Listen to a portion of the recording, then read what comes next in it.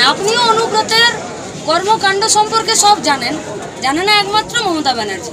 তার মানে মমতা ব্যানার্জি সব জানে, এটা ভুল।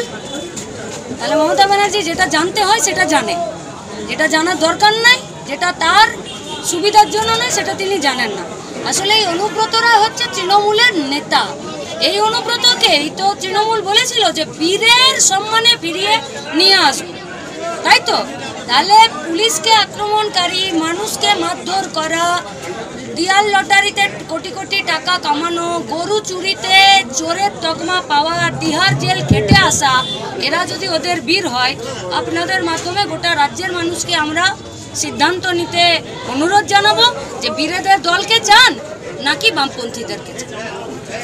তারপরে যেটা দেখা যাচ্ছে যে অনেকেই মনে করছেন, তৃণমূলের যারা অনেকে কর্মী রয়েছেন বা নেতা রয়েছেন, তারা অনেকেই মনে করছেন যে অনুব্রত মণ্ডলকে কোথাও যেন ব্যাকফুটে নিয়ে আসার চেষ্টা।